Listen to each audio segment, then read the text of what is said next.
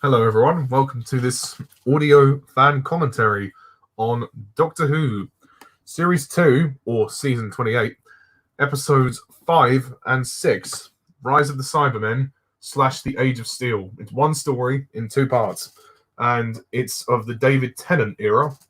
And we, myself and my friend Jack, the film fanatic, we are Doctor Who fans, and well, except for the new stuff with Jodie Whittaker. Sorry, feminists. You know, we'll have a discussion about that later. But we are here to commentate on a favorite story. I would say a favorite story of ours, Rise of the Cybermen / The Age of Steel. I remember watching these episodes when they were being aired, which was kind of crazy. And hello, same, yeah, nearly 15 years ago. Fuck, that's such a long time ago. Hello, Sam Harrison, who's our one viewer. Nice to see you again.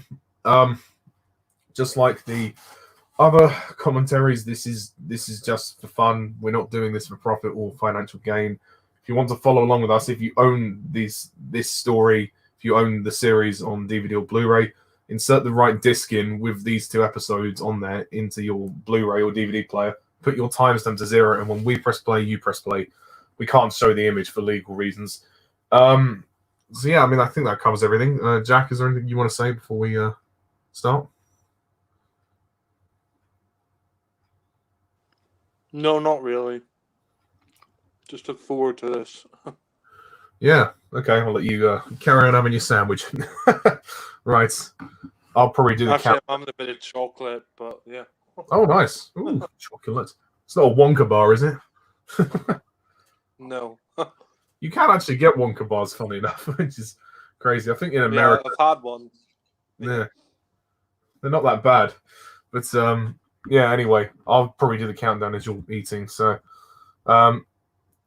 Ready? Yes.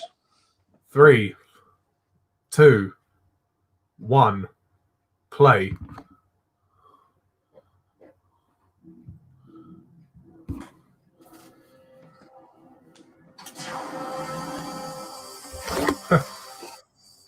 And this was the first time we'd see the new design of the Cybermen for the new series. Yeah. This is great. I mean, It's interesting they brought the Cybermen back in a sort of parallel universe version. Yes. I think the new design works. I love the voices. I think when they first came in the William Hartnell era, they weren't quite there yet. I mean, they were good, but the voices weren't quite there. But I think this is where the voices wanted to be back then, if you know what I mean. Yeah.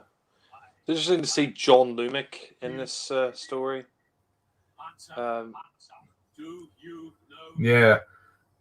It was Roger Lloyd Pack, who's sadly passed away now, but he's great in the story. He plays, sort of psychotic mad scientist, John Lumick, who is obsessed with these creatures and stuff. And I like the concept of the earpieces that control people as well. That's kind of interesting. Yeah. I mean, he's like the Davros of this parallel universe. Yeah, except he doesn't give parts of his body to make these metal men. He just almost he takes their data and then he just kind of erases everything about them and takes their souls essentially.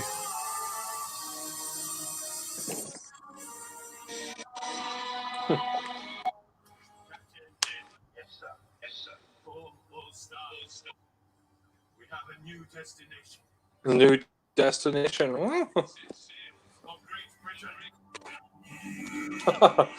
Good way to start the story. Yeah, nice opening, nice tense opening. It's classic Doctor Who, like how they would always start with like a doctor or a scientist getting murdered, and then showing off parts of the alien, but never quite revealing until later on. I like the Cybermen, yeah, sort of in the can't really see it. It's out of focus, which is a good directing choice. I mean, I've always loved this story. I mean, it's probably my favorite of series 2 or season 28. But yeah, Oh, I still love the design of the TARDIS. I really miss it. You know, it's such a shame we don't have that anymore. And yeah, it's annoying. It's also weird with this story how we get closure with Mickey. I mean, this scene is like there's a lot of great drama between these three. There's actually later on there's a scene when all three of them argue with each other. So I mean, because since Mickey starts traveling with them, there's like less of a vibe there. I don't think the Doctor really cares about Mickey, which is a real shame. Yeah. I mean, it's directed by Graham Harper, who directed The Caves of Androzani and all those other classic stories. So it's great they got him back for the new series. Yeah, is he still directing for Doctor Who? I don't think so anymore, but I know for T. Davis they got him back for series 2 to series 4. I think he might have actually directed The End of Time, which is Tennant's last story. So yeah. Yeah, no, he's a great director, though. I mean, no wonder they brought him back for the new series. I'm glad they did. It shows that Russell T. Davies had respect for the classic show. Unlike Moffat, no, but yeah. TARDIS is dead. What a twist! It's dead. It's fucked. Don't you think it's a little convenient how the Doctor and Mickey stumble upon that little crystal, the little power cell later on? You know, I mean, if they didn't find that, they'd be fucking screwed. They'd be stuck there forever. Yeah. I mean, you actually put on one of those gas masks and just said, "Are you my mummy?" Yeah. Rosa, like you, my mummy. It's actually funny, like that scene in I think Poison Sky when Dave Tennant has a gas mask on. He said, "Are you my mummy?" My mummy. Apparently that was an improvised line. Tennant forgot the dialogue. That's a good line. Yeah, it was a nice reference. And he improvised it because he forgot the dialogue. But sometimes the best lines come from improvisations. Yeah. Like you review Taxi Driver, there's that scene, you talking to me, which is very famous, which I think De Niro improvised, but yeah. Yeah. Sometimes, like, directors or actors do that. Like, I think Johnny Depp is kind of known for allowing to improvise a lot of his characters because he's always quite good at what he does. The directors don't really give him too many notes.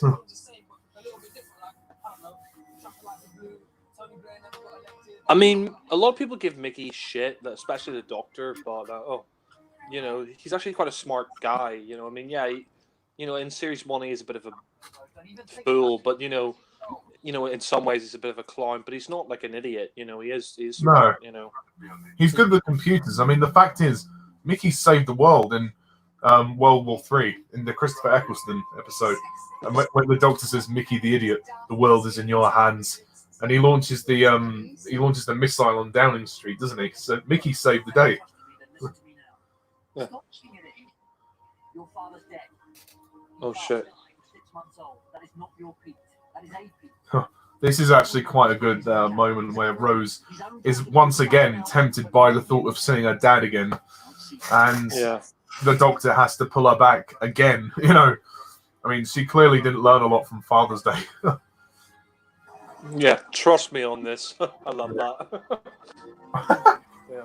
Funny how a parallel world is so different. Like Jackie and Pete live in this massive house. They're so like for someone who owns a soft drink business, he must earn quite a lot of money. I mean, is it really that successful? Well, if you remember Father's Day, he had a lot more going than just that. But yeah, I mean, I think he says in the story. No, he says in Doomsday, I think, or Army of Ghosts. Jackie, all those daft little schemes, they worked. Yeah.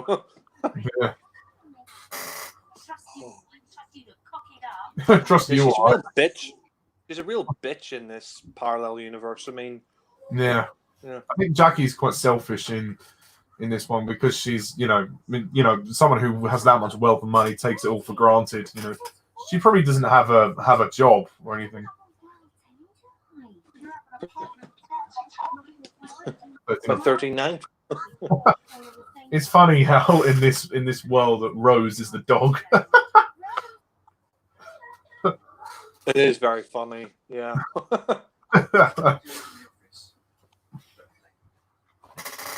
I mean, this was a great way to reintroduce the Cybermen. I mean, Dalek was a great way to reintroduce the Daleks, but this was a great way to bring back the Cybermen.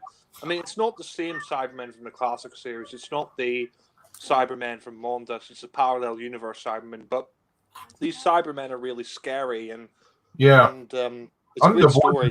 Scary as well. They're like the guys in the suit. The suits are bigger. There's a bit more like they're bigger and taller than everyone else, aren't they? So there's that sense of scale. But with the Daleks, like, did they ever have that gold design in the classic series or not? The gold color. Yeah, like in Dalek. Did they ever have that design? Yeah, no, they didn't. No, they didn't. Oh, so that was a new design as well. Oh. Yeah, it was. Well, they did have a gold Dalek in Dead of Daleks, but that was gold. The ones in Series 1 are bronze, but yeah. Yeah.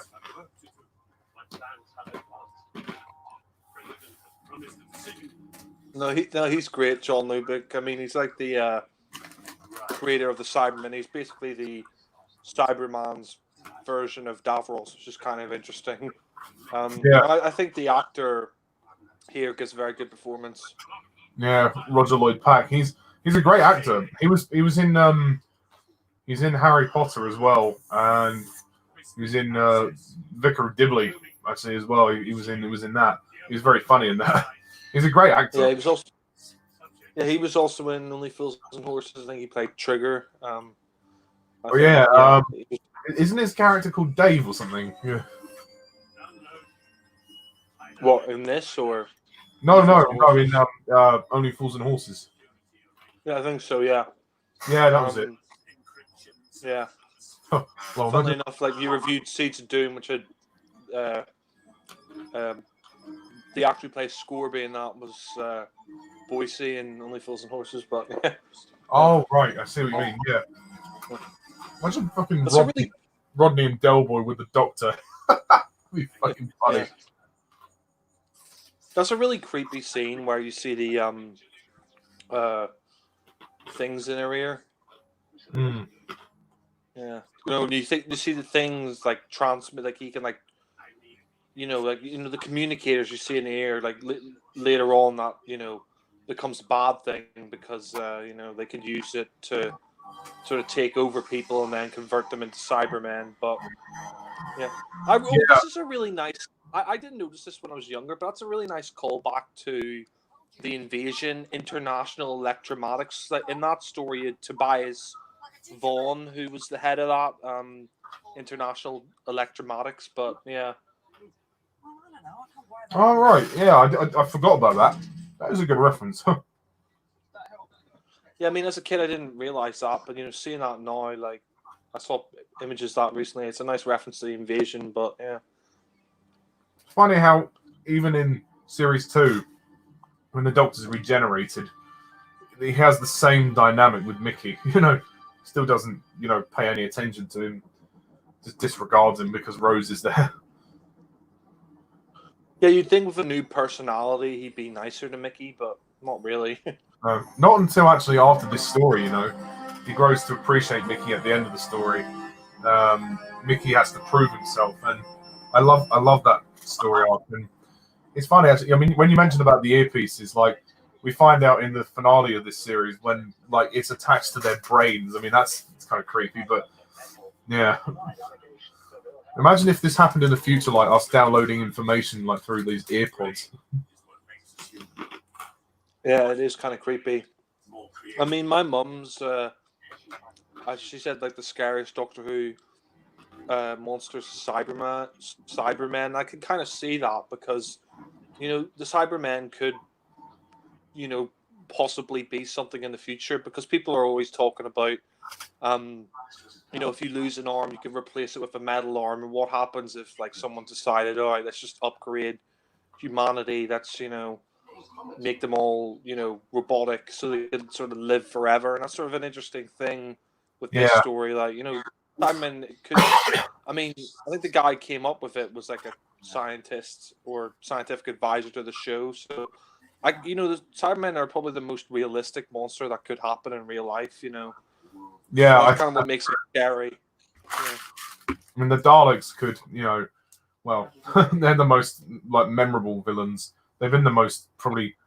I think they've been the most frequent villains, haven't they, in the entire show? Yeah, definitely. Quite actually, some of the Doctor's incarnations not coming across them. Like Paul McGann never faced the Daleks. I think who else didn't face the Daleks? Eccleston. Oh, sorry, no, not Eccleston. I think that's it. I think it's just McGann who isn't faced the Daleks. So Colin Baker faces the Daleks, does he? Yeah, he does. Yeah. Yeah, I know that Pertwee doesn't face the Daleks very much. I think he has what 3 Dalek stories or something. Yeah, he does. Yeah, but funnily enough, Baker is even less than Pertwee. He only has 2 Dalek stories, but Hartnell has a lot Baker, of stories. Yeah. I really like the character of Jake. Jake Simmons is this sort of like I don't know, in a way, this sort of like conspiracy theorist. I don't really know. I mean, we don't really know much about him, but he's definitely a guy who's investigating what's going on. I liked him, and I'm glad they sort of brought him back for the finale. They proper northern guy. They're taking you away for experiments. But he strikes up a good bond with Mickey, actually. That's good. Oh, he's northern, yeah. Yeah. Oh, shit. The fact that, these guys would just willingly go into a van like that, it's just like, a bit dumb, really, of them to do that. Well, I think they were told there was, food or something in there. I don't know. True, I guess, if they're homeless and whatnot, they're probably desperate, aren't they? So. Yeah. Isn't that a little crystal?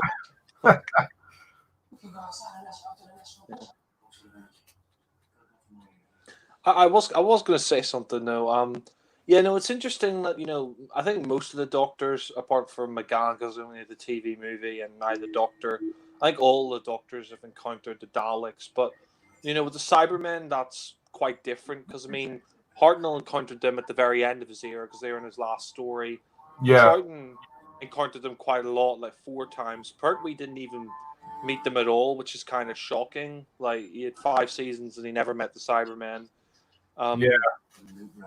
Baker only met them once, and that's the thing about the Cybermen. After the invasion, you didn't see the Cybermen for 7 years until Revenge of the Cybermen, and then you won't see them for another 7 years until Earthshock, which is kind of shocking to think about it. The Cybermen only appeared twice in 14 years. From Baker, from the end of Troughton till Davison. Yeah. Paul McGann was robbed of so many great villains that he could have come across, but oh well. He only has audio adventures now. Yeah. McGann says he doesn't really consider himself a real Doctor because he never fought the Daleks on screen. Yeah. I feel bad for him because I think he would have. I think with Night of the Doctor they should have had him meet a Dalek in that briefly since it's a Time War. But yeah, that should have been a full story. But that's another story for another day. But I really like this scene. The fact that there is tension in the 3 of them. All 3 of them argue. The Doctor doesn't always. He can't always lord it over. Yeah. 24 hours, yeah. The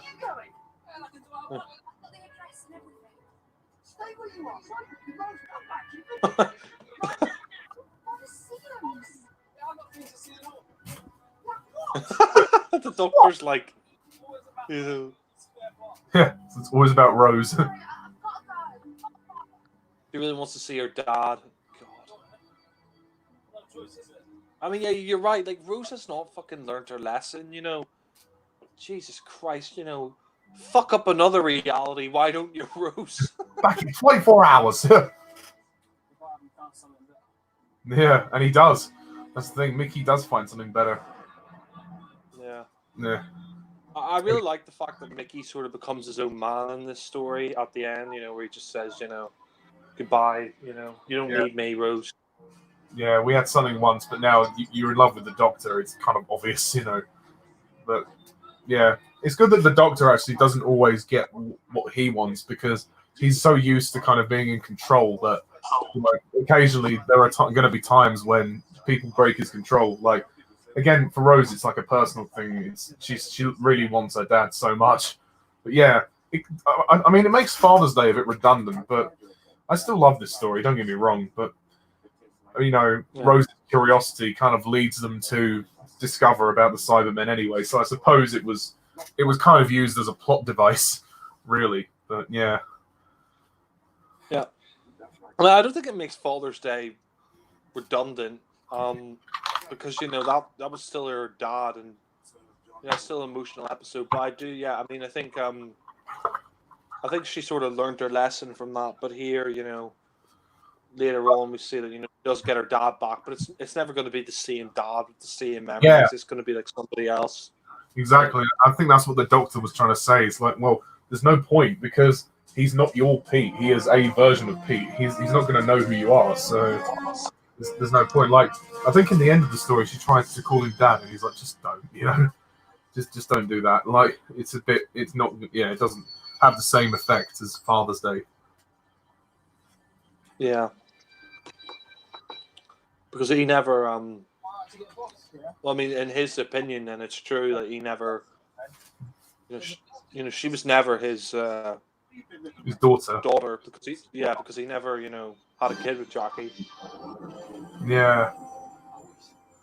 I love that Mickey gets to meet his grandmother in this world and that she's still alive, and he finds a much better life for himself. I mean, so many people just toss him aside, and he ends up kind of almost hanging around with Jackie for most of his time, which is a shame.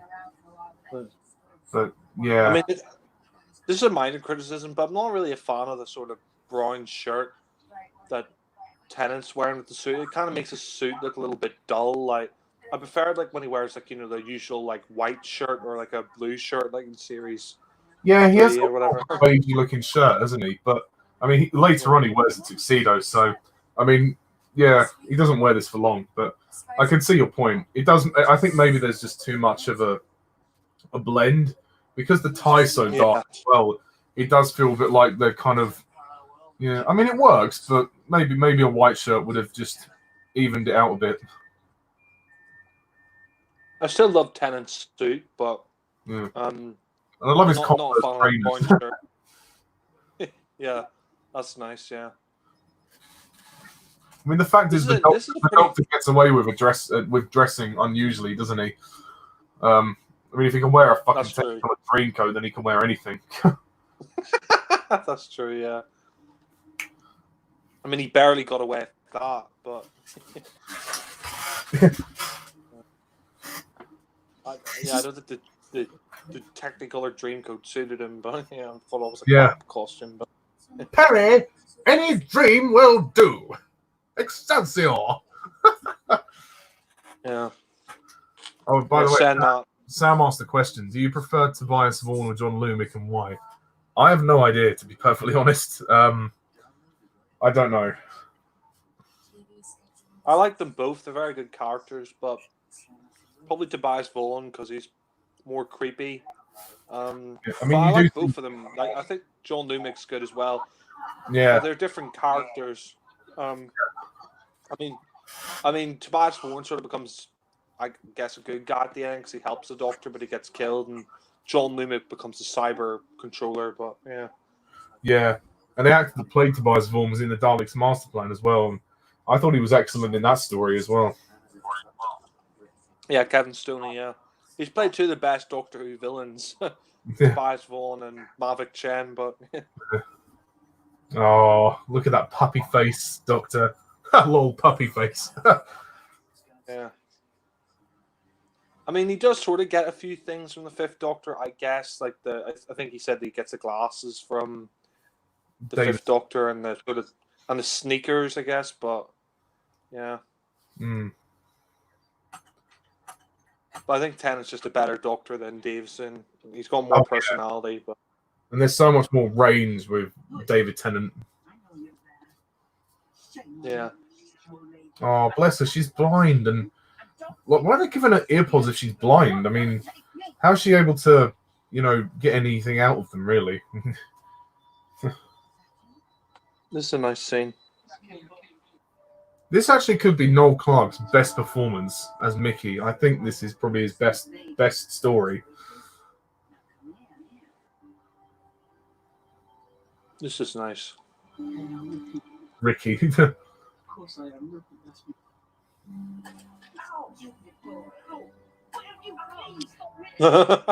Stop hitting me. It's a very touching moment because I think he said in this episode or some other episode in series 2 that his grandmom like tripped down the stairs. Like he sees that tear there on the carpet and he knows the same thing could happen here. That's a good moment. Yeah.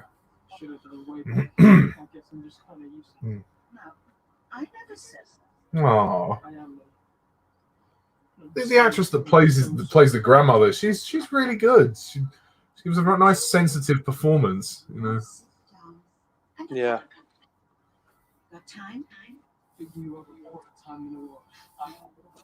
George Lazenby. Yeah. Another All the mistake. time in the world. Can you imagine if Blofeld killed his grandmom and he went on a fucking revenge mission? Yeah. Mickey, cuckoo. The van. Do you know any other dog calls Franz? No, any other dog barks, friends. I also like the character more. She's a really good character. The fact that she's also someone who's a bit older as well, and she doesn't trust the cyber industries either. That's nice. It adds a new dynamic. It's not just the young guys. She provides a lot of the intel, and she's the driver. Yeah. Yeah. Oh, yeah, International Electromatics. Yeah, you're right. Yeah. It is a nice reference to the invasion.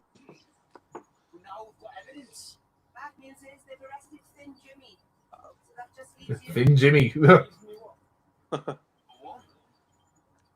Well, I really like her character in this story. I mean, I really like the characters in the story in general, like Jake, and it's kind of sad when she gets killed off later on by a Cyberman. But yeah, and she the doctor finds out she has a husband or something, and Jake, he says to Jake, go and find her husband and tell them about like how she died and whatnot. He said, yeah, consider it done. Yeah. I mean, John Lumick really is. I mean, he's sort of clinging on for life. He's like on his last legs, literally. Yeah. Like he needs that oxygen mask, and that's why he's making the Cybermen. It's kind of interesting. He's making the Cybermen so he can live on forever. Like he doesn't want to die, He's doing it more for himself, more than anyone else. But yeah. Yeah, but the fact is, I think the president man just thinks he's just a crazy crackpot scientist. He's just weird. He doesn't have any, doesn't see the flaws in this plan, But yeah.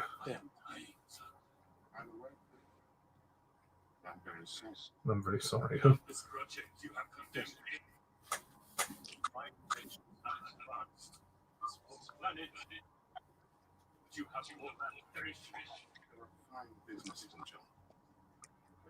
Yeah, I mean that actor there who plays the president. He was also in, like, didn't he appear in series 4 as well?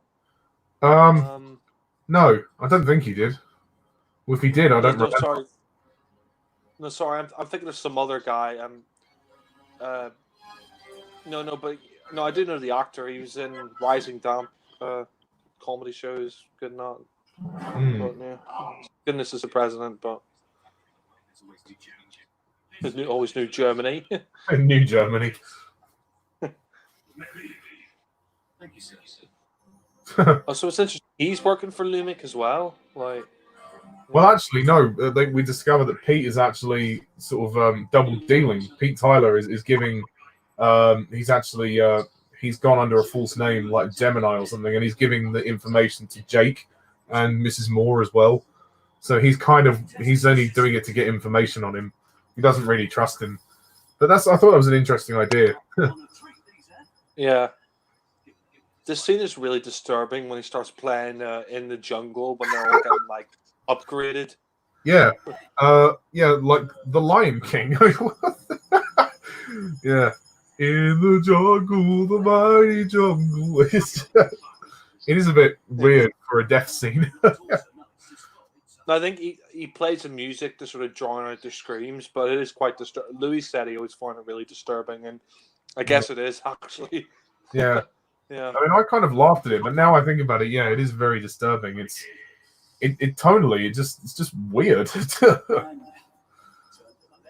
to the left. Just a jump to the left. Yeah. Oh god, jump to the left. That guy, Mr. Crane, he reminds me of Michael Caine. Yeah, the accent, yeah. Track number 19. So funny. He looks a bit like Harry Redknapp. Yeah. Jesus. Oh. He sleeps tonight. It's a great scene. It is, but it doesn't feel. I don't know if it feels right for this scene. Yeah, I mean, he's only playing it so he can drown out the screams, but yeah. Kind of makes it more disturbing, like, they don't give a shit. I mean, we still hear that scream at the end. It's still quite sadistic. Yeah. I mean, I love the way they show you the close-up of the Cybermen upgrading in this story. I mean, as a kid, it scared the fuck out of me. You saw those, like, those saws and scissors and things. And you saw the Cyberman helmet come down. It was just, I mean, you didn't see what's on screen, which is great, and it made it more scary that way. Like, yeah, and that's what Doctor Who does at its best, when it can scare you like that. And that was the success of the classic series and some of those moments there. But interesting that we just met Ricky, the parallel version of Mickey, which was interesting. How Noel Clarke plays both the characters in this story. yeah, that's true. And he does a very good job at, like, distinguishing their personalities and stuff. Yeah, because Ricky is almost a complete polar opposite to Mickey. He's like a tough guy, thug, criminal, Yeah. I mean, I think Rose would probably stay with Ricky because he's a bit of a bad boy, but yeah. It's kind of funny, like like with the tuxedo, he looks like James Bond. Yeah, they even mentioned that in the Lazarus Experiment. Martha says, "Oh, that tux looking a bit like James Bond." James Bond. I mean, Tennant wore the tux a few times, funnily enough. Yeah, I think he wore it also for Voyage of the Damned as well. And then, I mean, obviously, the only other suit he wears is the 19 in 1913 when he was human. He wore the suit for John Smith. He wore like his teacher's suit. But yeah, normally Tennant didn't change his costumes very much, but he had a blue suit or he had a brown suit generally. But with Capaldi, it freaking changes every episode, nearly. Yeah. I mean, I actually years ago when I went on this school trip to a castle, and like the guy made a demonstration of what a butler does. They're not supposed to look at the guests; they're supposed to look straight up at the ceiling. But like when they're doing nothing. But yeah, I suppose they're handing out like food and stuff. But yeah. Yeah. Plus, I mean, I suppose at this point everyone's just waiting for Jackie. So yeah, it's a very formal party, Yeah.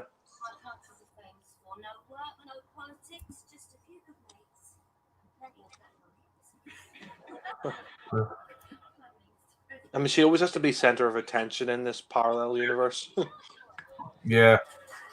I mean, I mean, I don't know if this Jackie is really much different to the original Jackie, who's from the Powell estate. She's just a bit richer, that's all. Well, no, I definitely think she's more stuck up. This one. Yeah. So when Rose goes to talk to her outside, she's like, "How dare you?" Whatever, and gets really Yeah. pissed off at her. You're not getting paid. Don't you dare talk to me. Yeah. All of that stuff. Oh yeah, that's when we find out. Rose is the dog. The doctor starts laughing, like sort of.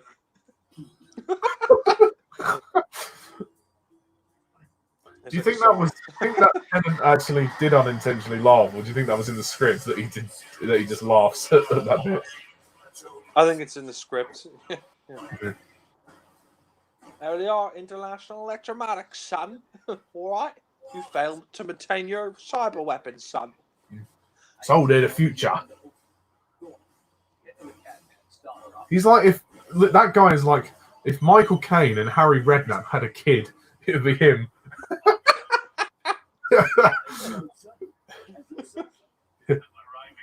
Turn to the left, turn to the right. 1, 2, 3, 4. Hey, what's this cyber geezer over here, mate? What the fuck is that? Aren't you supposed to blow the bloody doors off? Yeah, this is funny to use that line. Yeah. Fucking strip him down to his boxes.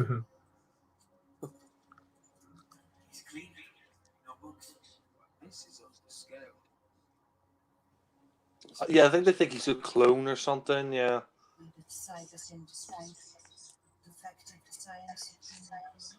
Yeah.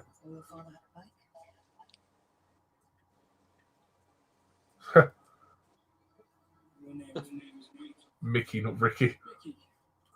Dad was Jackson Smith, used to work at the key cutters and Christmas parade. Went to Spain and everything back then. That's my Oh.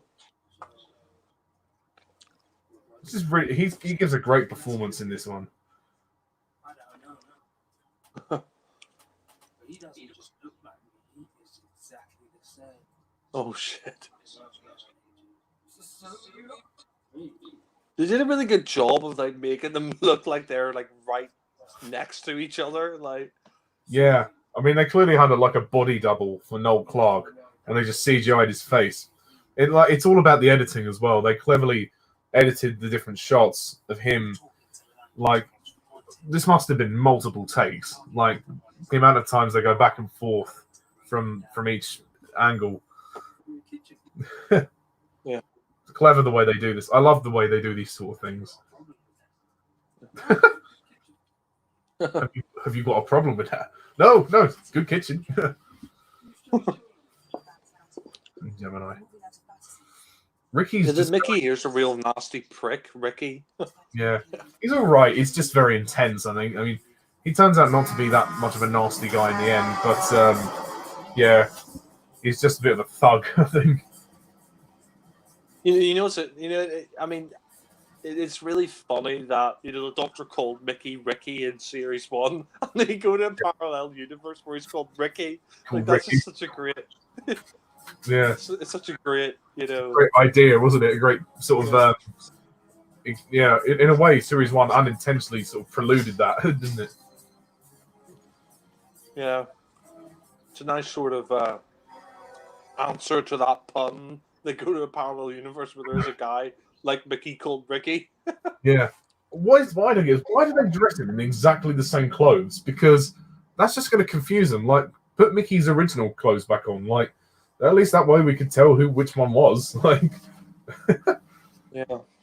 I think they probably did that because of Ricky's death. Because like Ricky dies later in the story, and Jake is angry, and he wishes. I think he kind of wishes that Mickey was the one that got killed, which was a bit harsh, but still. Yeah. It's her daddy. Yo, daddy-o. Paying for it. still in love with her daddy. No. Poor Rose.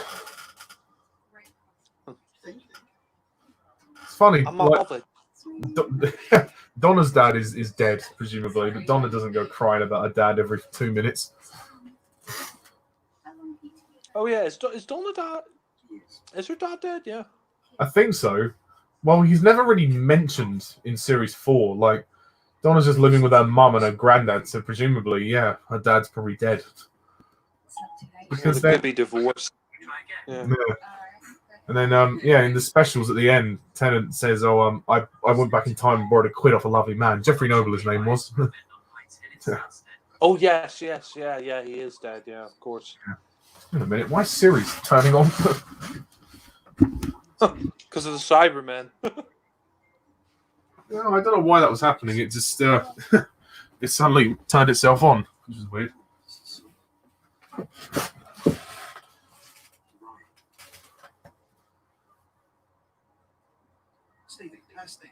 That's a bit weird.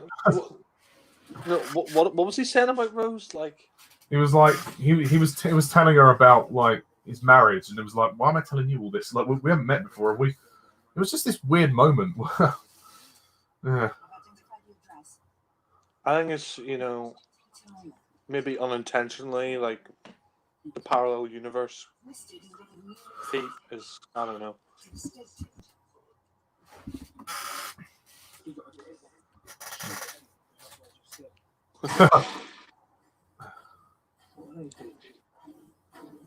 Uh-oh, the Cybermen. I love the Cybermen redesign for this. I mean, they look really imposing. What the hell are they? What the hell are they? 10 boxes.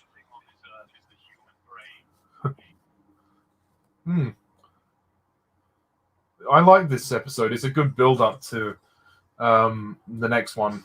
And I think this scene is quite interesting, how she meets her mum. Well, her mum from another world. Yeah. She's a real bitch to Rose. Rose just starts trying to, give her some small talk. And then she just, has a go with her. Yeah. Yeah. But I mean, I suppose I see why Jackie was like that. She probably just thought, she was interfering in the marriage when she shouldn't. Like, she's just this waiter or waitress. But obviously, yeah.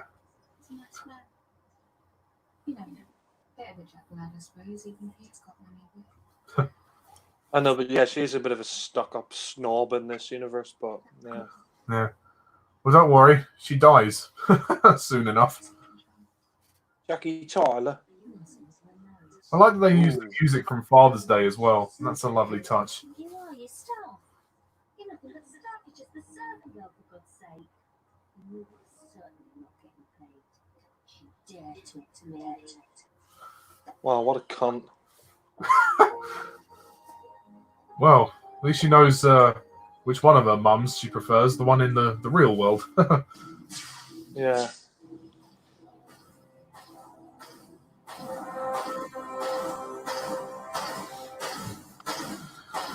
It's funny, it takes the Doctor a bit longer to work out as the Cybermen than normal. Yeah. The Cybermen in this, you really feel like they are like, in the classic series, sometimes the Cybermen just kind of look like men in suits. These Cybermen look like, real Metal. Yeah. And Yeah. Exactly. And when you hear the sound of them stomping, you feel it. There is an impact there. Yeah, that's true. Yeah, I mean, Rusty Davis said that. I love this bit. He's like Cybermen. Yeah. What do you mean? I've seen this before.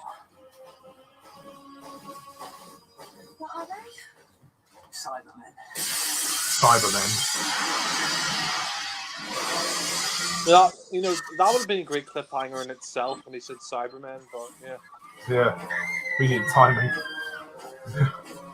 Actually, all this time we haven't talked about David Tennant. He's really good in this story, I think. Yeah. No, he is really good, and I can definitely see why he's your favorite Doctor. I mean, he's definitely one of my favorite Doctors. I mean, growing up with him, he was definitely my Doctor when I was growing up. Like, I watched the very end of Series 1, then Series 2. Like, you know, I saw the Christmas Invasion, then Tooth and Claw onwards. I didn't really miss any episodes. You know, I tried to watch as many as I can. I became hooked with Tooth and Claw onwards. Yeah. The series. Yeah. I think I did there as well. I mean, I remember watching the Christmas Invasion on TV and loving it. Couldn't wait till the series was coming on.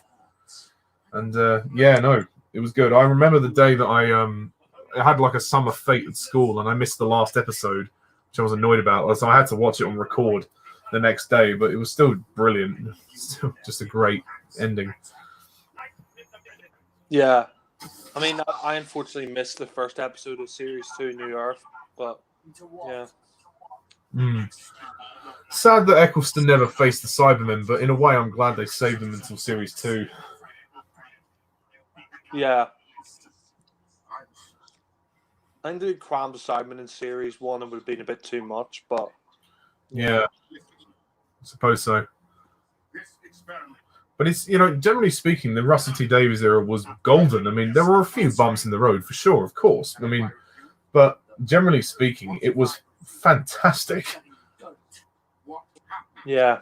No pun intended.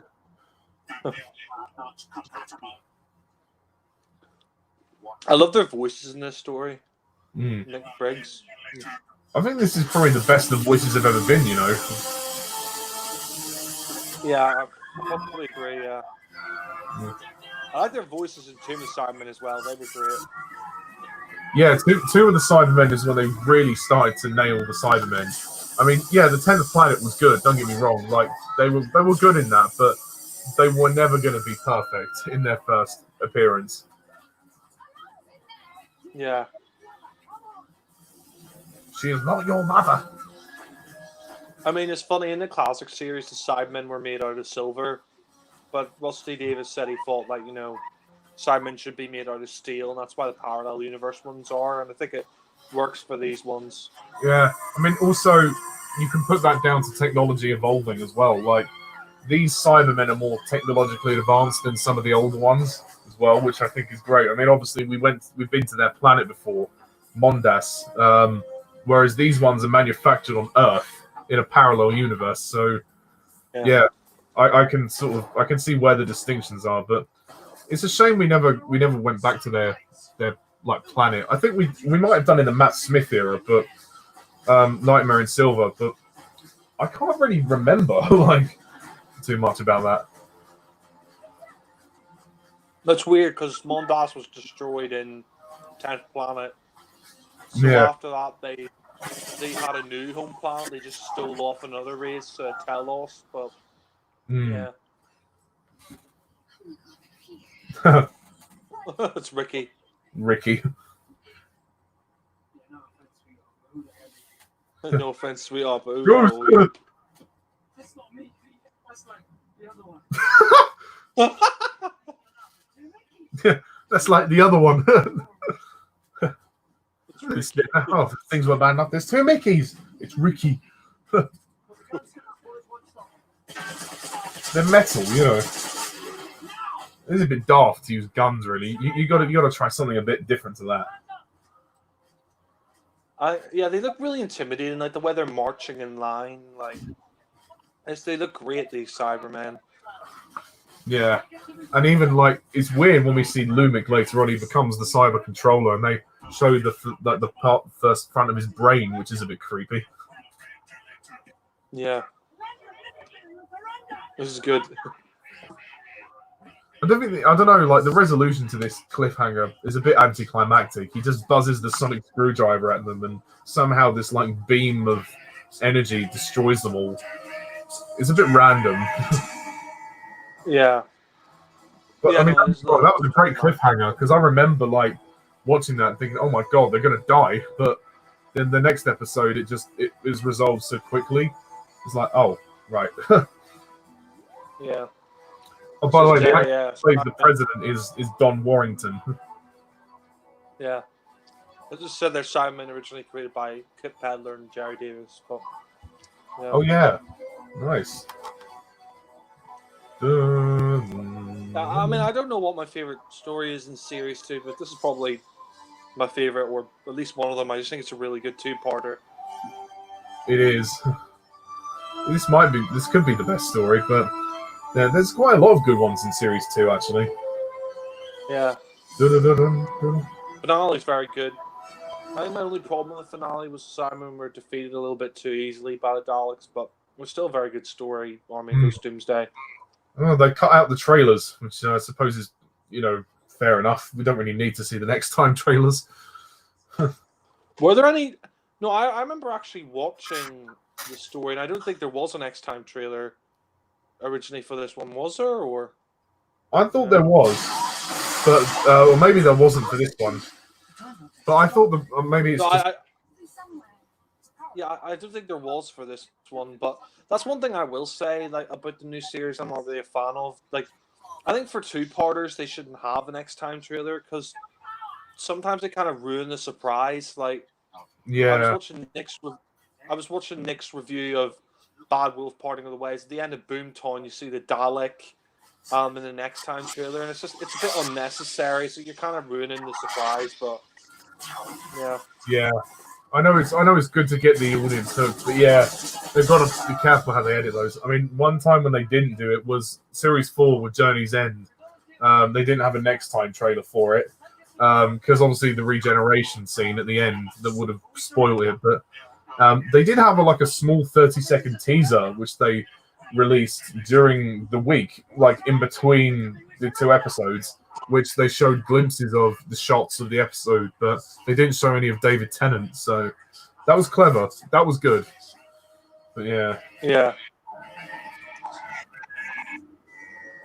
I mean, it's kind of interesting. Cybermen didn't really have a catchphrase in the classic series. The Daleks did, but the Cybermen didn't. Yeah. I don't mind it for this, though, the delete, because, I mean, it's like a parallel universe Cybermen, so may as well give them a catchphrase.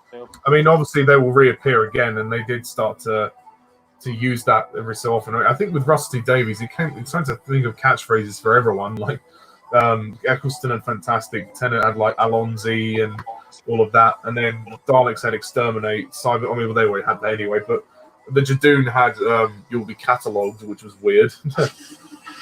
Yeah. No, I don't think that's the Sonic. I think that's the is that the crystal from the TARDIS? Oh, it could be. I thought it was the Sonic. I thought he just buzzed the Sonic like that. Yeah. I don't know what. I don't think it is the Sonic because it's just some. Yeah.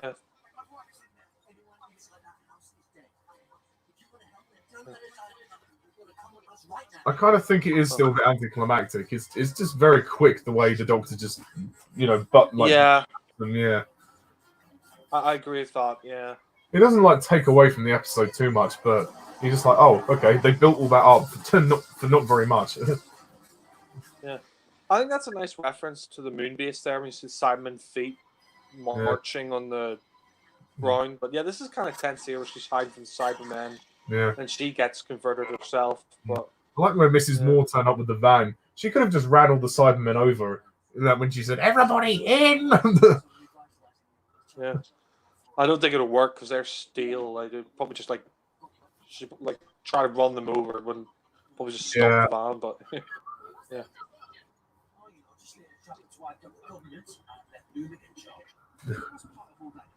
I mean that guy Jake. I actually remember him. He used to be like a presenter in CBBC or something, but he's not a bad actor. Yeah. And this is where they get the gang together, which is nice. Yeah. I'm not going to be the tin dog anymore, Rose. Tin dog. Government mole.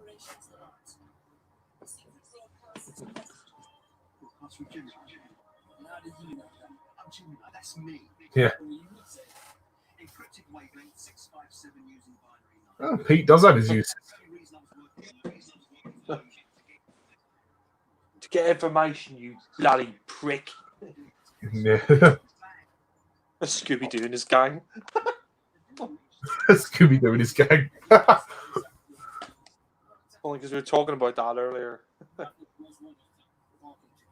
London's the most wanted for parking tickets. Kind of, Someone like park anywhere. That's me.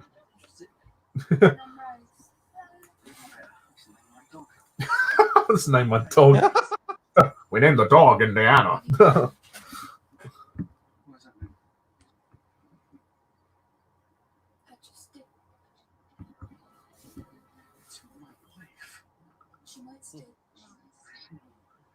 I'm Mickey.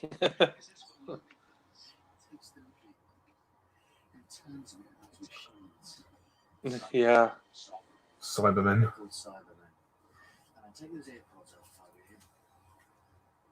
Oh no, wait, they're not embedded in the brains just yet. Oh, that's in the, yeah, that comes in the real world later. All we need to do is get to the city and inform the authorities. And I promise you this tonight. I think Tennant's best scene in this story is when he's talking to the cyber controller later on. Mm-hmm. And he's like, he sees the camera and he's like sending subliminal messages to Mickey. Yeah. And then Mickey gives the input to like the code or something which destroys the Cybermen.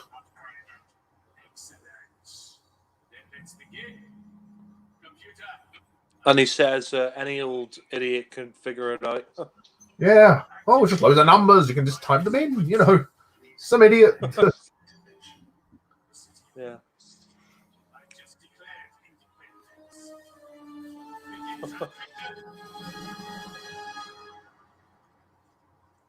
It's interesting how he sort of manipulated the whole population with his earbuds. Yeah. Yeah, it's so creepy. You know, he could just stop them all and control them. It's just, you know. Yeah, Freaky, they really become like freaky. these little puppets, don't they? They just... Yeah, they become his puppets and they become like Cybermen without the suits. Yeah. You know, just obey his commands. Like zombies. Mm. Also, I've noticed in the Russell T Davies era, they start to do a lot more of this, having like news broadcast scenes in some of the episodes where they say "Stay in your homes, stay in your homes." Even in Army of Ghosts, they have it, and the Cyberman comes into the TV studio and strangles the presenter. It's like the villains sort of managed to get everywhere. Yeah.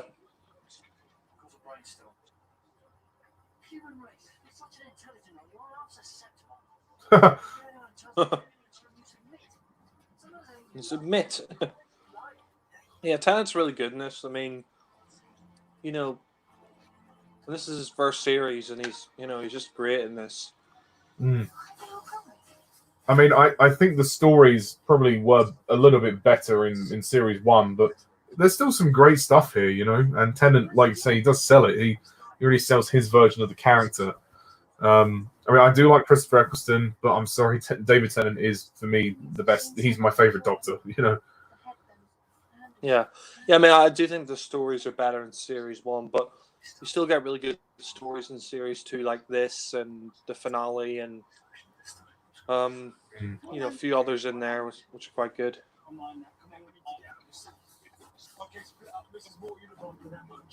Series two is still a pretty strong series, apart from a few episodes. Yeah, there's a couple of episodes that aren't quite as good. Yeah. I don't know why, like Mickey still thinks that him and Rose are like boyfriend and girlfriend. It's clearly not the same since she met the Doctor, you know. Uh-oh. Uh-oh, SpaghettiOs. Oh, this is a good scene. The two of them. The two Mickeys. Yeah. You are exactly like me. I don't know, I reckon you're brave. Oh yeah, 10 times. Still your friends on bad, I give you that. That's the Doctor and Rose. I just tell them why. Well, you know. You're not that bad. Yeah, I suppose. Ricky, he's quite cold.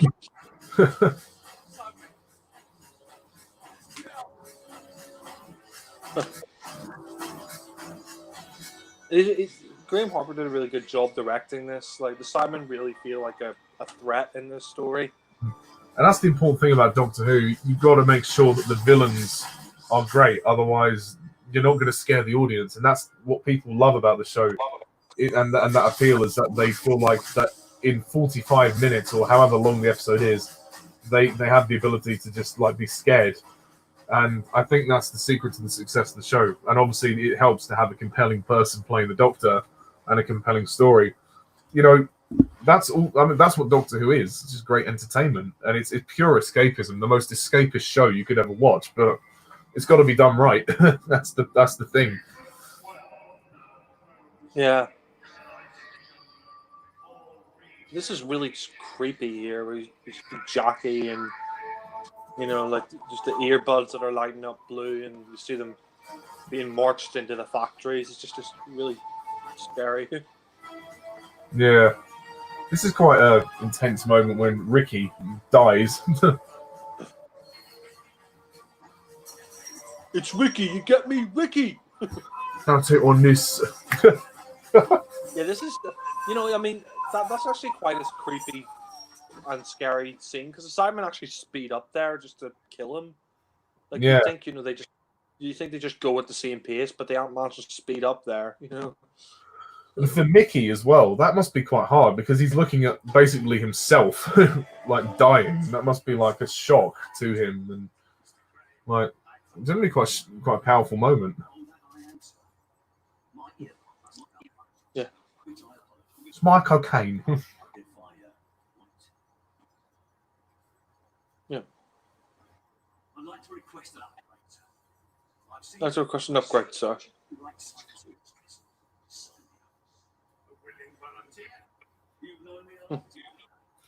Oh, this is all a facade. He's not being genuine there.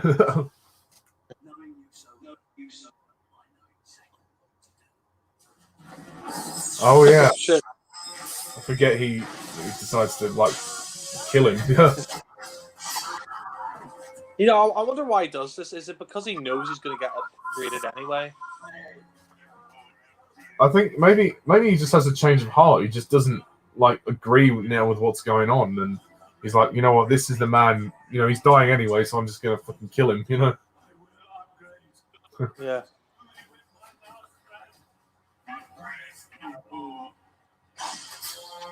Yeah, I'll only upgrade my last breath. Yeah. Mm.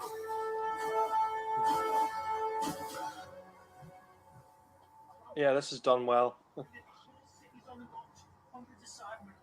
I mean, you know, Lumic is a fucking madman. You know, like you know, the Doctor says, you know, later on, you know, it's like, you know, you won't be able to think. You'll just stand there. You know, you and the Cybermen, you'll just be there existing. You know, you'll stop. You know.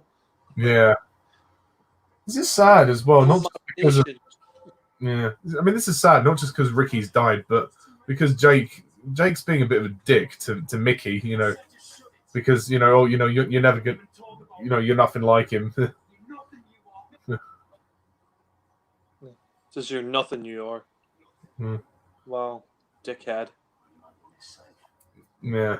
I mean, I guess he was his friend, and you know he lost him, but he didn't need to lash out at Mickey. You know, Mickey did nothing wrong.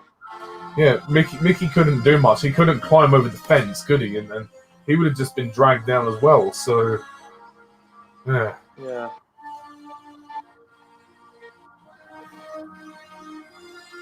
I love that he's got the Zeppelin as well. Yeah, that's the one weird thing about this parallel world. They all have Zeppelins, even though they have cars and stuff that they can still drive. But Is it? They think they'd learn from the Hindenburg disaster. You know, maybe we shouldn't have Zeppelins. You know? well, parallel world, different rules, I suppose. Maybe the disaster didn't happen. Yeah. But I did it brilliantly.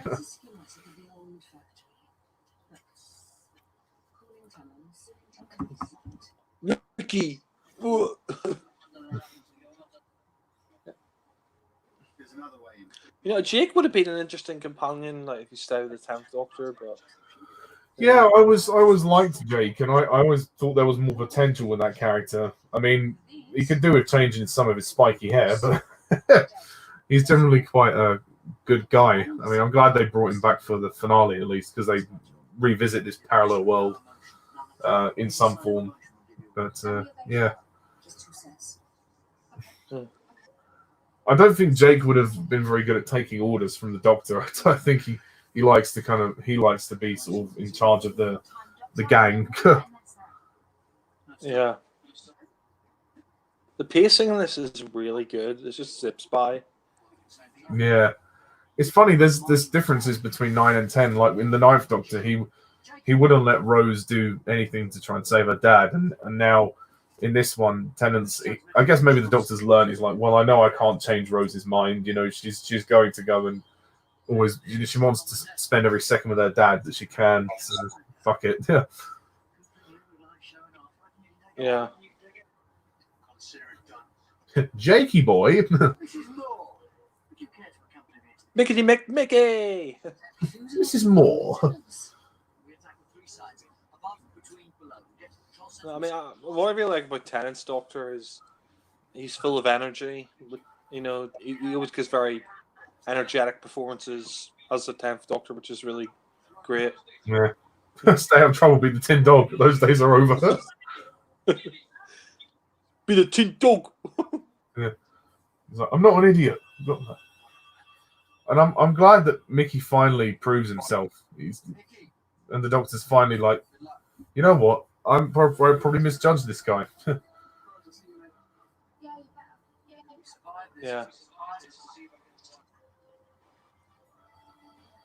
You know, he does, yeah.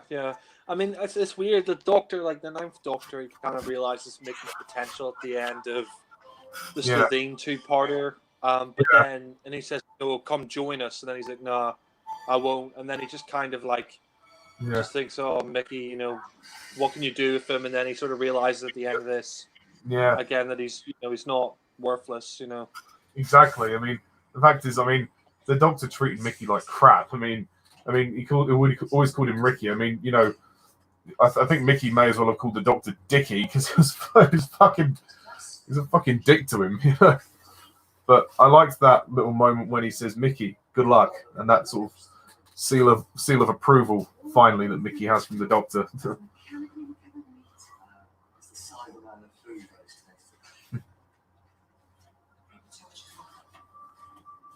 This is a good scene when they go into the tunnels where all the Cybermen are. Oh yeah, I agree. It's well done, well shot. And we get to learn about Mrs. Moore quite a bit more. Lol. Roger Moore. Mrs. Moore wants more. Roger always wants more. This is really creepy, the way they're sort of lined up in this tunnel. And the fact that there's not much light in the scene as well makes it much more freaky, because you just think they could wake up and grab you at like, any moment. Yeah, exactly. And then what are you going to do? They'll just zap you with electricity and kill you. Exactly. I mean, you know, and that's the thing. Like, probably Graham Harper's direction and just the show itself has this, you know, ability to create loads of tension, and you know, constantly playing off that. I mean, they do it so well in the classic series as well, but here it's also very much present as well.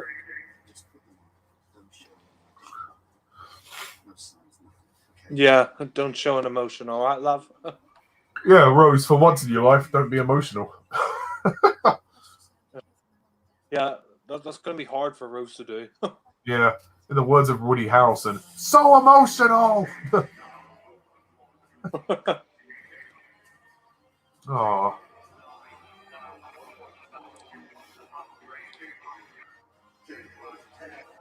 I mean, they're really taking a gamble doing this, but yeah.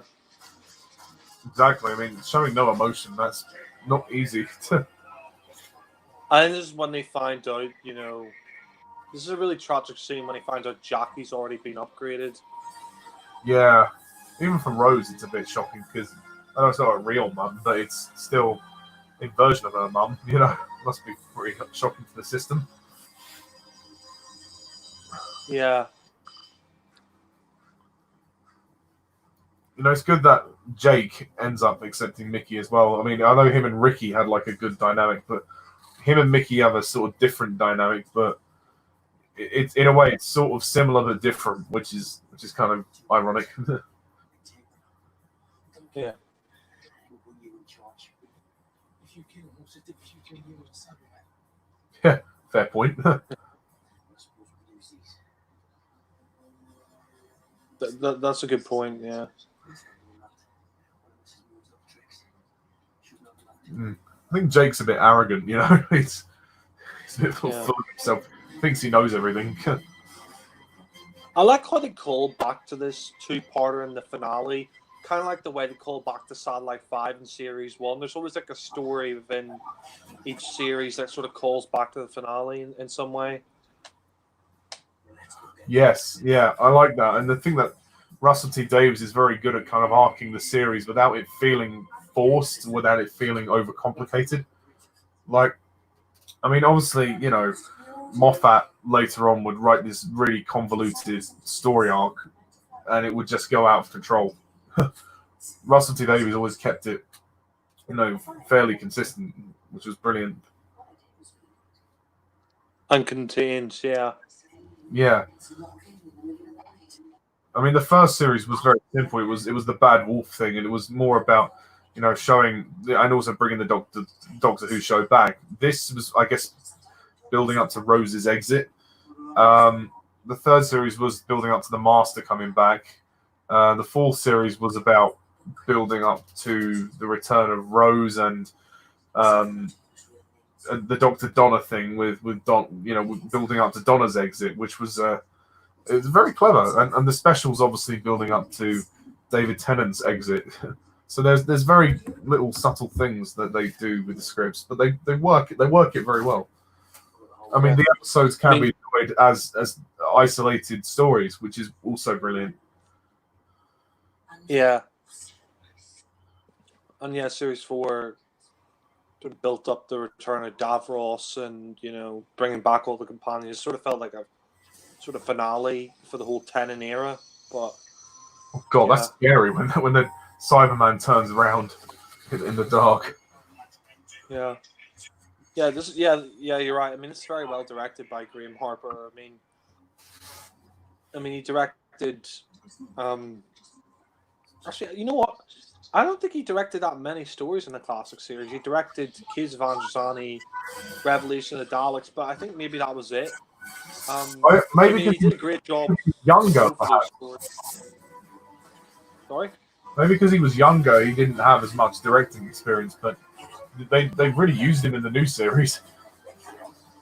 I'm glad they did because I think Russell wanted him back because his direction on Caves of Androzani is just out of this world, like great direction. So it was great they brought him back for the new series because he really works with the new format, the new Doctor, and And also because he was fully established with the show, he had an idea of the sort of the way the stories could be structured and the way they could be told, and they wanted to go back to that sort of classic, almost kind of monster movie storytelling.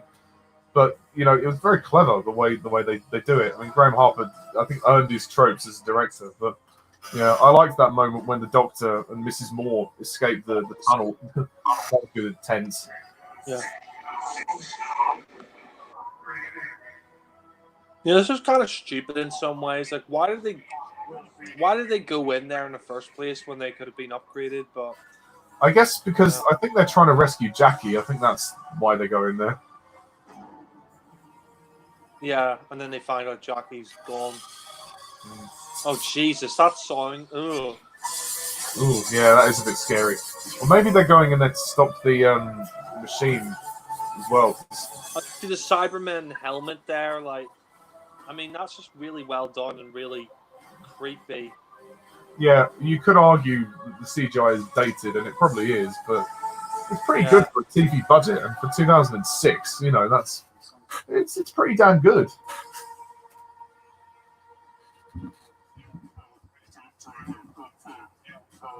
This is good, yeah.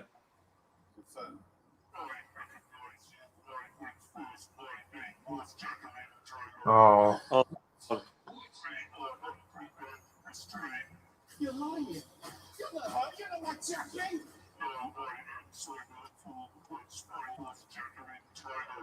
You know, I I'm don't- surprised she cares so much for Jackie since she's such a bitch. But yeah. How does the Cyber Jackie remember? Because I thought usually when they're made, they forget about all the how who they were. Like all emotions are sort of removed.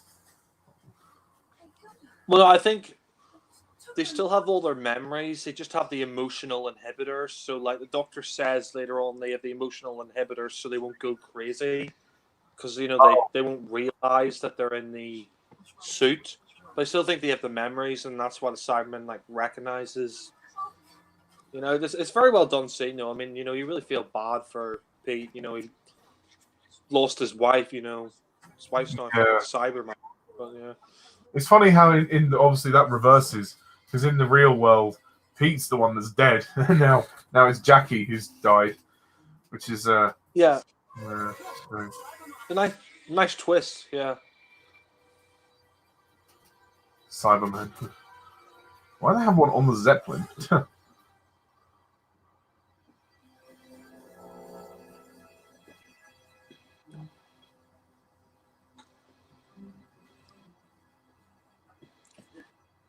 He doesn't just look like me, he is exactly the same. He's exactly the same man. Probably shouldn't have done that because it's not actually empty. Yeah. Of course it's not going to be empty. This is Doctor Who. We know that it's going to turn on at some point. It's still pretty good though. Upgrade this. This scene's really good where they break the emotional inhibitor and then they find out it's a woman who's about to get married. It's just really sad and tragic and really well written and acted. Yeah, it's nice to have a moment like this because there is, it makes you sort of emotionally connect with the story a bit more. Like with the Cybermen, the fact that they were people, and they are people. And when their emotions are removed, it's horrific. And I think it was good to show, in a way, be brave and show some of a horrific side to all this, not only through the torture of the process, but through this. Like you say, it's generally very emotional, and yeah, it makes you feel sorry for the Cybermen when they all get killed at the end. And the doctor says, "I'm sorry, I'm so sorry," but yeah. Tennant's doctor says that a lot. I'm sorry. I'm so sorry. Just being polite, isn't he? Yeah. Flesh.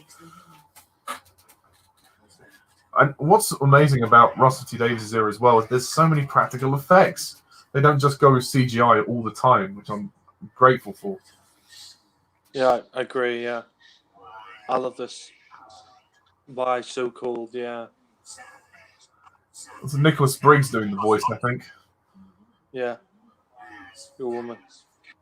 Gareth. Sad.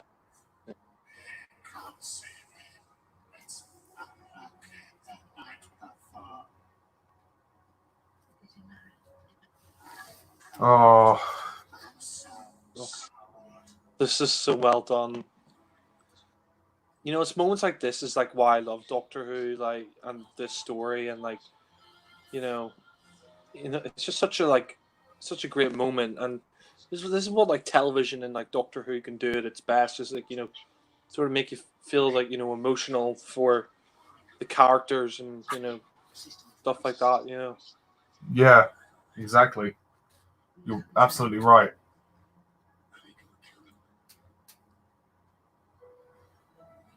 It gives the Cybermen a new dimension as well, because obviously these are Earth-made, the Earth manufactured, whereas before in the classic era they were aliens just from another planet, which was interesting. So it's a nice new take.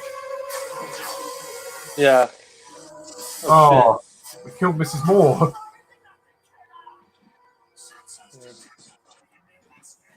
Yeah, her death's quite tragic.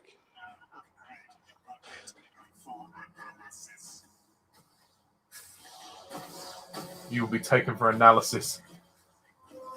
Yeah. Thing is, like, I don't wonder if they could ever upgrade the Doctor because he is a Time Lord and he has 2 hearts. So I don't know how that would work. I'm sure they could do it, but it would be weird to see the Doctor as a Cyberman. Yeah. Probably just, I don't know, regenerate in the suit and then it would destroy it. But at the same time, I suppose they just take his brain out and put it in the suit. I mean, that's like these Cybermen are just brains and suits, which is quite interesting. But Yeah. So then, in a way, he would lose the power to regenerate because he'd almost been in a different body and a metal one that he couldn't actually do anything with. He wouldn't have any control over it, would he? No, yeah, I think you're right. He would just, like he couldn't regenerate. He'd just be stuck in a Cyberman suit. It's funny. They got Jackie. Where is he? Where is he? Mr. Lumic. It's probably Tennant's best scene. Like, the little scene where he confronts Lumic. Very well done. Because you can tell that the Doctor gets off on all this. He gets off on these moments when he can just confront anyone and lord it over, so to speak. Play them on the high ground.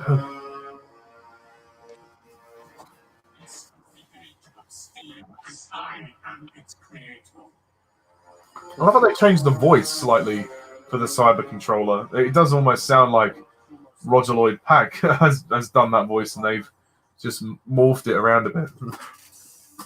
Yeah, I think you're right, because there's a bit later on where he says, "Have you ever felt pain, Doctor?" And you almost hear the human part come back in his voice there, and it's very well done. But yeah, Definitely. This scene is great for Mickey making the Cyberman just sort of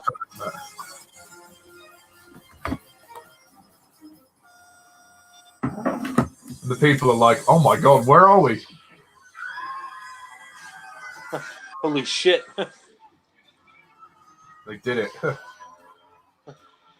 Run away! Run away!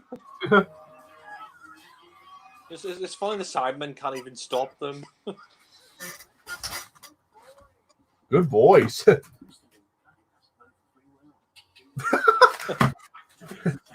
Great.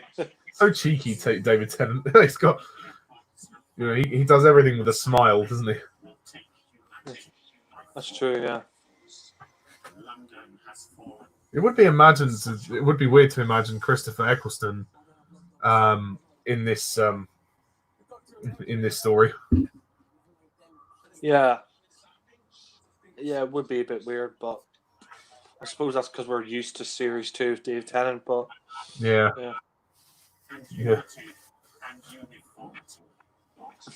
I can see him with Peter Kay, though, loving monsters, but... God, yeah. Christopher Eccleston saying, "Oh, Mr. Lumic, I think that's a vote for free will." This is great. What about imagination? You're killing it, stone dead. It was a great speech. I call you a genius, except I'm in the room. But in a way, like, the Doctor does have that sort of arrogance, doesn't he? Like, in a way, the Doctor's kind of a narcissist. He loves himself. He thinks he's the cleverest person in the room, and he makes no apologies for doing so. But even he has his limits. Yeah.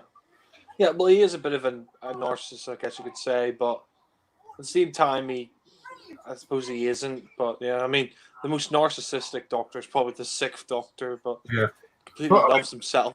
Yeah, throughout the Doctor is like throughout all of his incarnations, he's still a kind and loving guy. I mean, he risks his life constantly to save civilizations and planets and everything.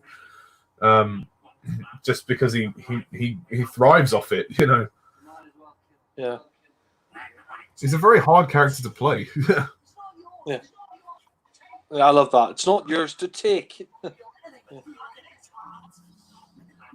For the most part, Tennant really holds the British accent, the English accent, quite well.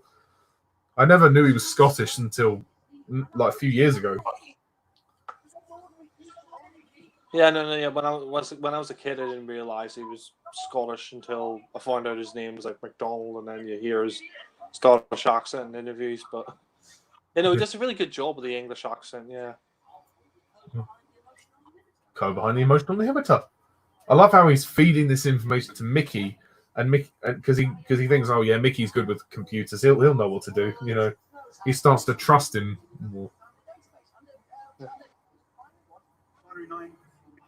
Binary 9. Idiot can find that code. Yeah, it's interesting that he didn't use his Scottish accent. Like Russell T Davies said, the reason they didn't go for the Scottish accent for his Doctor was because they didn't want his accent sort of touring the regions, Yeah.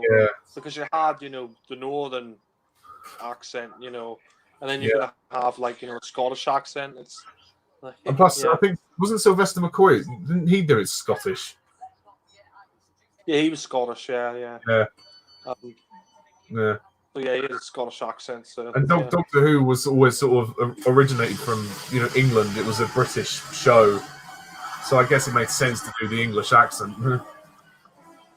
Yeah, I mean, all the Doctors were English until McCoy, and then it's weird. Like McCoy was Scottish, McGann was from like the north of England as well, so had a slight northern accent. Oh. And then, I'm sorry. that is a really sad scene. Yeah. I've got to say, this music is fantastic. The Cybermen theme by Murray Gold is just superb. I agree. Yeah. It's killing them.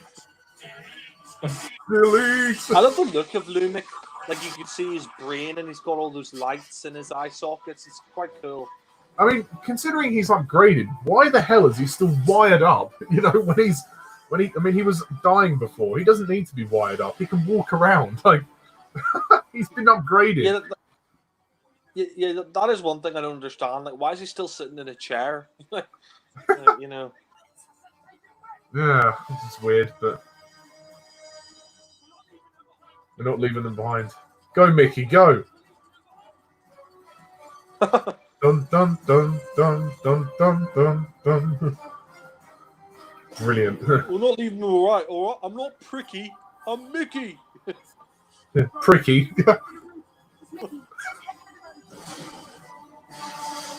And as well called Ricky Pricky in this story because he's a bit of a prick. Dicky.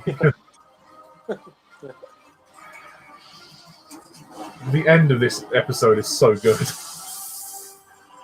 Yeah.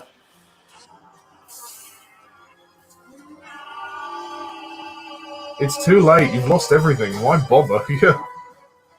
I mean, you were dying anyway. You might as well just die as a Cyberman. Yeah.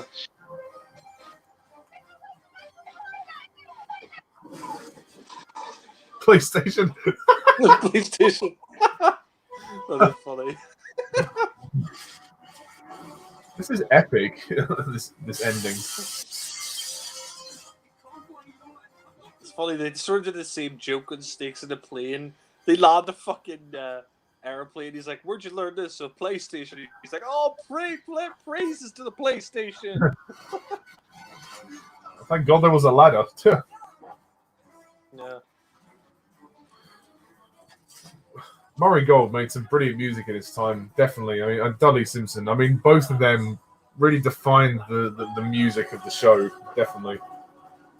Yeah. I don't think either is better than the other, if you know what I mean. They both equally did a great job for the show. Yeah, no, I agree with you. Like, and they both stayed there very long. Like, Dudley Simpson was there from, like, Hartnell to, like, Baker's last season, and Murray Gold's, like, been there for, like, the first 10 series. I don't think he's done anything since Whittaker took over, but... Yeah. No, I think when Whittaker came in, someone else took over. I can't remember their name, but Murray Gold was there for 10 series. But you could tell he sort of was struggling, running out of ideas by towards the... I think series 7 onwards, he kind of struggled. Yeah, I agree. Same thing happened with Dudley Simpson. Like, towards the end, he got a little bit repetitive, but yeah. I suppose if you've been doing a score for show so long, you're gonna run out of ideas. But yeah. Yeah. Oh shit! See This ya. is well done. This is Mm. for Jackie Tyler.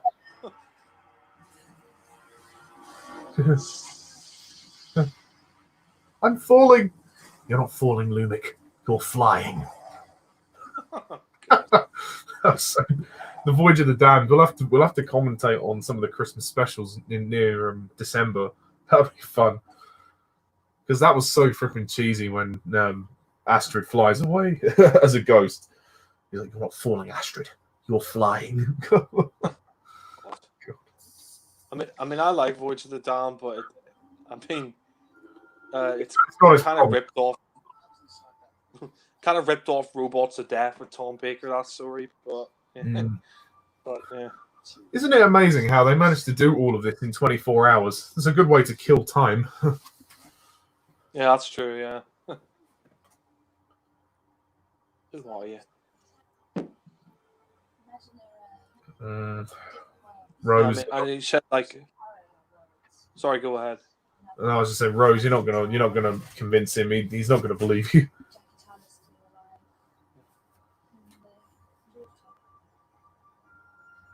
Oh God, no, just don't.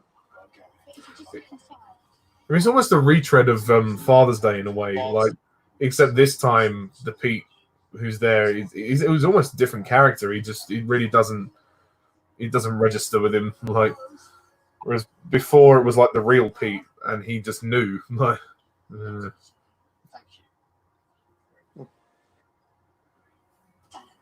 Oh God, no, just don't. I'm telling you, don't. David Tennant could have chipped in there and said, "Rose, I told you, don't. Fuck off." Rose, what is your obsession with your father, love?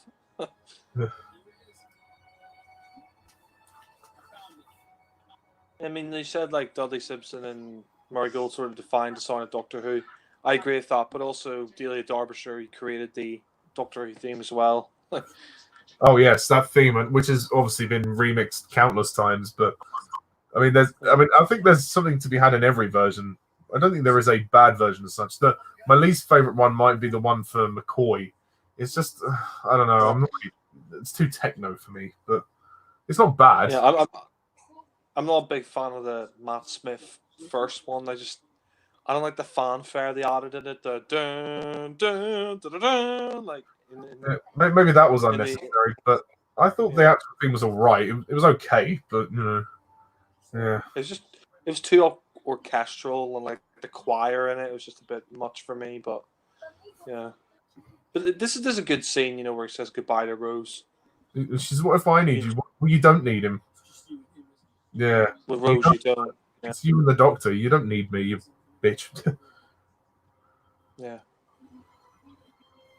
I like the way they reuse the music here. That's good. Dun, dun, dun. And this is actually Rose's theme, funnily enough. Yeah, Rose's themes is good. Yeah.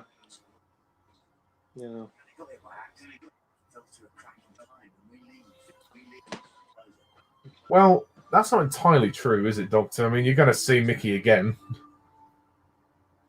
Yeah, but I mean, I remember he said, like, was it like, if you wipe out 1/10 of the universe or some shit? Like they said that in Blink, traveling between parallel worlds or something. Yeah, stop those.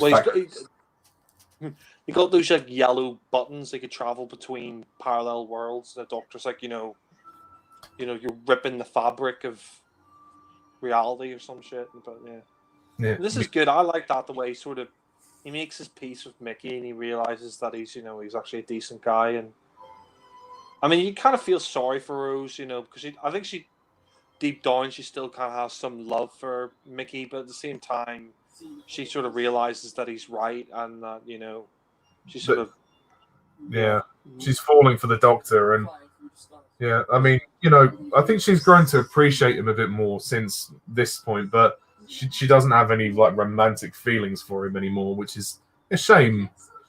But that it's still hard for her, I guess, because they're like he's like her best friend. So yeah. it's amazing how their relationship changes over the two series, and then Mickey ends up marrying Martha, which is a nice touch, I thought. Yeah. I mean, Russell was great with his characters, wasn't he? He always, even the lesser the ones that were considered to be supporting characters, had like story arcs and they had character journeys. I mean, not so much Sarah Jane, but like all the others, like even Captain Jack had somewhat of a character arc, I suppose. But Yeah, Mickey, Rose, flesh them out. yeah, Yeah. like Martha, Rose, Don, and Mickey all had great character arcs, didn't they? That's the doctor. In the TARDIS. Yeah. First time. This is a nice way to end the story. It's definitely Noel Clarke's best performance. Definitely. She goes to. Yeah, I agree with you. Yeah, she goes to hug her mum because. Yeah. That was the last time I looked. What's happened, sweetheart? What's wrong? Very sad. Far away. Where's Mickey? He's gone home. She realizes that he hasn't. Yeah, I think she does still love Mickey in some way, but like you said, her romantic feelings have kind of gone by this point. But I think it's only really here she realizes that she doesn't love him anymore. You know, when he says goodbye. Like, yeah. I think in a way she feels a bit guilty as well because she's sort of underappreciated him like the Doctor has, but she is falling for the Doctor. So, and Mickey's known that for a long time, I think, and she's been kind of blinded by that. She just thinks, oh, I'm just traveling with the Doctor, but no, now it's more developing into a love, which will obviously end up seeing her to her exit in series 2. Well, obviously for now, because she comes back in series 4, but still. I like that ending with Jake. You know, when he's talking to him, and of course he's going to take down the Cyber man. Oh, you're right. There was no next time trailer for Age of Steel because they have this idiot plan. Yeah, underrated story in my opinion, but yeah. Yeah, I mean, as a kid, I never liked it. I just could not get into it, but I think it's decent. You know, I watched it again a while ago, and it's not that bad. Yeah. So, yeah, that was it. That was Rise of the Cybermen / The Age of Steel. Yep. And the credits roll. I really like the story. I think it's a brilliant way to bring the Cybermen back, and I love the character development in this story, particularly with Mickey. I think this is Noel Clarke's best performance. He gets a good exit, although he will be back for the finale. But I like his character journey, and the fact that he plays Ricky as well. The two of them, there's a great dynamic there, and the story, you know, having the gang there is brilliant. David Tennant and Billie Piper are also very good. Roger Lloyd Packer's John Lumick, fabulous. I mean, the cast are brilliant in this story. Mrs. Moore, I love Mrs. Moore. Shame that she dies. Like you say, that emotional scene where we meet the woman who was a Cyberman who was going to get married. That was very sad. There's a lot of great tension, some good action. The ending of Age of Steel was just awesome when they escape the factory. Murray Gold's music is terrific. It's a brilliant story.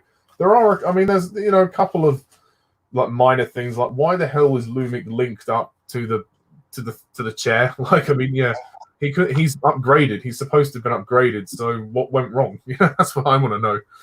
And yeah, but I mean, there's only a couple minor things. I liked seeing Pete Tyler again as well. That was nice, and Jackie Tyler in the parallel world. Rose as the dog was quite funny, and like there was that great argument scene with the Doctor, Rose, and Mickey when they both go off and do their own thing. It's just generally a fabulous story. Really, really great story. I'd probably give it a 10 out of 10. It was really, really good. I mean, this is not the end of the Cybermen. We'll see them again for Army of Ghosts. But yeah, no, I am one satisfied customer. Yeah, I pretty much agree with you. I mean, I think it's a great Doctor Who story. always enjoyed it since the first time I saw it. It's just a really great way to bring back the Cybermen for the new series, and the Cybermen are really threatening in the story, and I like the characters like John Lumick and some great emotional moments in there, like when Jackie's converted into a Cyberman and Cyberman, and I like the callbacks to the invasion, and Dave Tennant's very good, and I like Mickey's character arc. He sort of started off as this clown in series 1, and then in series 2, he's developed into a character who isn't a dimwit. He is actually quite smart, and he's underappreciated, and I like that, and some genuine great emotion. I love the scene of the Cyberman, like where turns out it was a woman who was about to get married, and that's very sad, emotional scene, and some great action in there. Some very scary moments, like when the Cybermen burst through the windows, and when people are getting upgraded, like you hear the screams and you see the mask come down and all that. I mean, still pretty scary stuff. I mean, for a Doctor Who story, and it's a great two-parter. Probably my favorite stories, series 2, are definitely one of them. It's great, so I'd probably give it 10 out of 10 as well. But also another point I forgot to mention was Graham Harper's direction. I think is terrific for the I nearly said the movie. Sorry, the story. And there's quite a few emotional moments in this one, like you say, Mickey's character arc, and when Rose talks to Jackie, the parallel Jackie, and then she tells her to fuck off. In not so many words. That was quite a sad moment as well. And Rose's sort of dilemma is interesting. How she's got different versions of her parents in this, and she's trying. She's so tempted once again to go back and meddle with time and try and have her dad back in her life somehow. Even though the Doctor is still trying to make sure that she doesn't, but of course it doesn't work. And the concept of the earpieces is quite good as well. It is a bit convenient how they find the little stone crystal, the little power source, but I'll go with it. It's Doctor Who, so there are worse things that have happened. But no, it's a great story, and it's nice to sort of have a gang involved as well. And yeah, that scene when they play "The Lion Sleeps Tonight," that is a bit jarring, I think, just on a tonal point of view. I mean, because you've got these disturbing death scenes, and then you overlay it with that. I know they did it to drown out the sounds of people dying, but I mean, it was a bit strange. I still like it. I mean, I wouldn't take any points off it, but yeah, there's a lot of tension in this story, a lot of tension, and it's very scary. Like you said, it's very scary.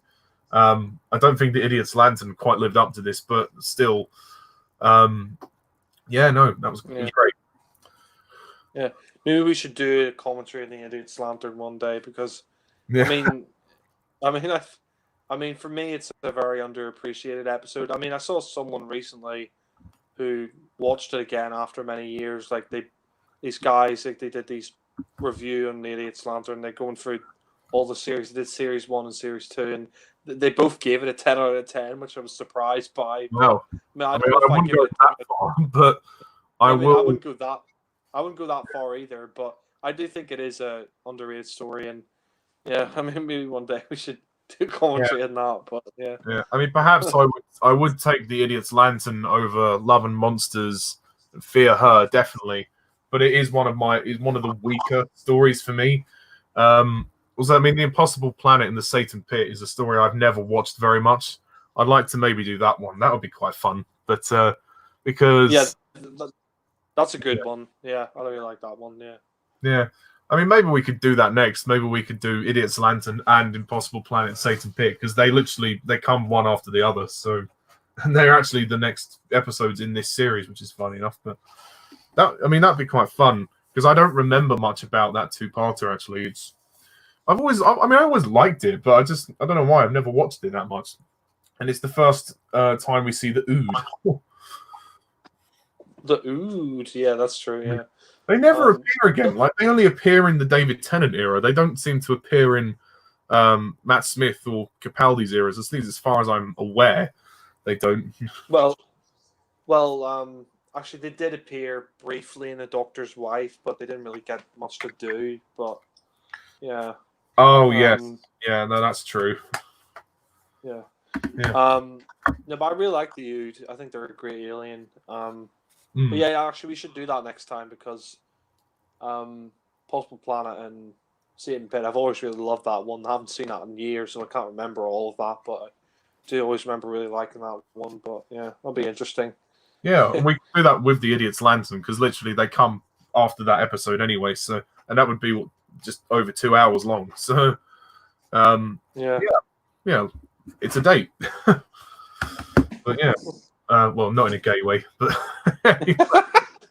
anyway. Yeah, no, my vote for this story, Rise of the Cybermen, Age of Steel, 10 out of 10. It's a great story for me. I think next time we rate the two-parter separately to the Idiot's Lantern, which will be fun. And this one would rank quite high in the series for me. I don't know if it's my favorite. It probably could be. It might be my favorite or second favorite. Not sure. Series 2. I mean, I will eventually review it. Obviously, when I review the David Tennant stuff, but I'm still on Tom Baker, so I've got quite a long way to go before I get there. But I know you're going to be on this one next, so I can't wait to see what you think of all the stories in Series 2. Yeah, no, I mean, I don't know what my favorite story will be either. It's either this two-parter, the Series 2 finale, or maybe the Impossible Planet Satan Pit, or I mean, I love other ones. I love School Reunion. That's another good one. Yeah, School Reunion I like. Girl in the Fireplace. Yeah, it good, but a little bit overrated for me. I mean, I think it's a good story, but I wouldn't say it's the best in Series 2. But it is a good story. I do really enjoy that, but it's not my favorite of Series 2. But Tooth and Claw is good. That one's really good. Yeah, enjoyed that one. Yeah. New Earth is good, although I think parts of it are a bit weird. But I think David Tennant's quite funny in it. Yeah, that's the thing about Series 2. Some really excellent stories in there, but some ones are a little bit subpar. Like Fear Her was, not very good. And that's probably my least favorite of the series. I mean, Love and Monsters I think is okay, so that one probably be my second from bottom. But I don't actually hate Love and Monsters. I know a lot of people do, but I've always liked some of the ideas. I hate it. But yeah. No, I get it.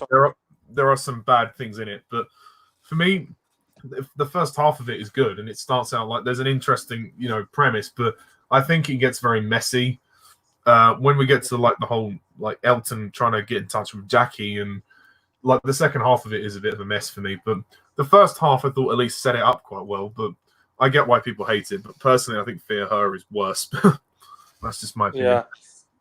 No, that's fair enough. I mean, there is a funny line though in Love and Monsters. I do love, I mean, Peter Kay is quite, he's a very funny comedian. So there was quite a funny line in where the Tev Doctor says, "Oh, really? What's the twin planet of Vaxacorcal Fallopatorius? Clom." Clom. Yeah. Yes. I mean, that was a funny idea because you have such a long name and then, juxtapose it with such a short one. That's very long. Oh, the swine! I'll spit on them. I'm from the twin planet. Clom. Yeah. Yeah. Yes, Clom.